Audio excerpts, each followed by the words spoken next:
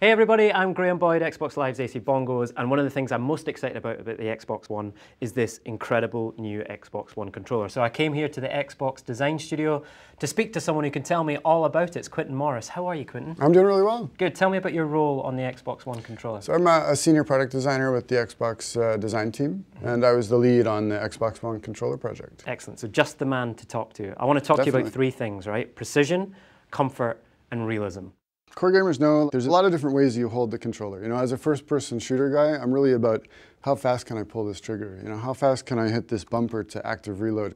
Having those experiences, you understand kind of what's important to a core gamer and what's really going to influence their gameplay. This sits in the hand better, right? There's some changes here that then give you a better range of motion, right? Which is going to improve your gameplay. First off, the battery now exists inside the body of the controller, which was technologically a very difficult thing to do.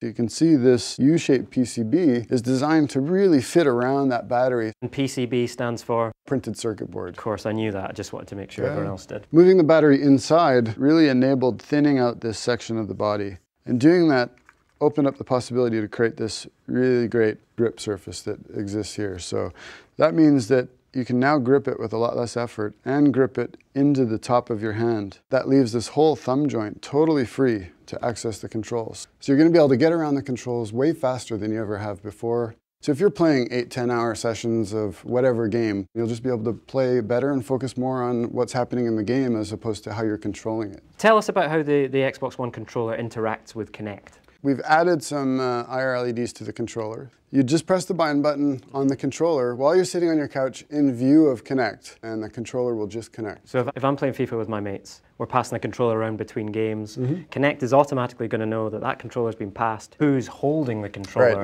as well as which controller. Yeah, so you can get in and focus on playing the game and enjoying your time with your friends. Real hardcore FPS players, they love wired controllers, right? That's all they play with. You can connect this with USB to the Xbox One and it instantly becomes a wired controller. Right. This is new. This is something we haven't done before, but as soon as you plug it in, all the data will be sent over the cable. So you're getting now a wired and wireless controller in one. Tell us about some of the changes you've made to make sure it feels more comfortable. We reduced the spacing just a little bit between the ABXY as well as on the bumper and trigger to really make it quicker to get around.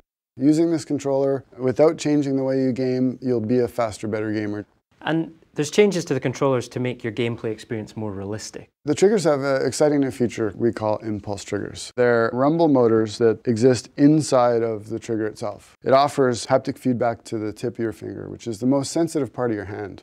By combining these two extra motors with the current rumble motors that we had in the previous generation, we can now create richer haptic effects that have directionality to them. So you can communicate forward, back, left, right. A really subtle effect could be that when you run out of bullets, you feel the empty chamber, right? So you know immediately that you've run out of bullets, and the next thing you got to do is reload.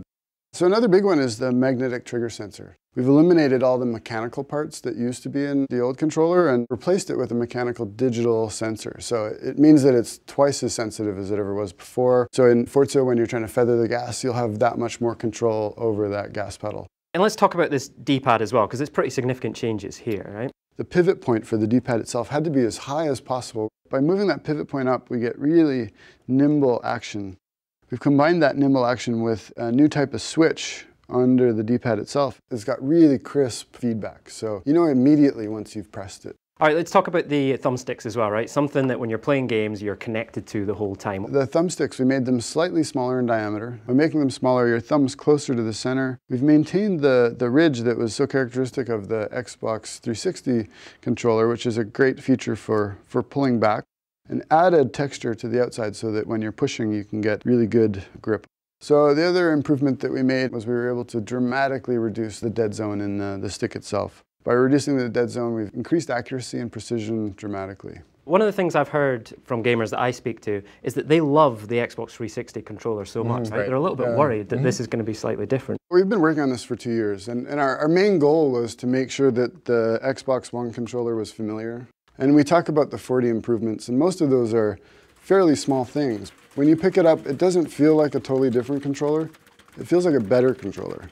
Our design team is 30 people, and that includes human factors, ergonomists. Everybody plays games. All the people we recruited for all the studies are either just regular gamers or, competitive gamers or people that have just been playing games for decades. I mean, this was designed for gamers by gamers. Great. Well, Quentin, thank you so much for your time. Yeah. I think we've talked about it enough though, right? I want to get my hands on this controller and actually play some games. Yeah, let's do it.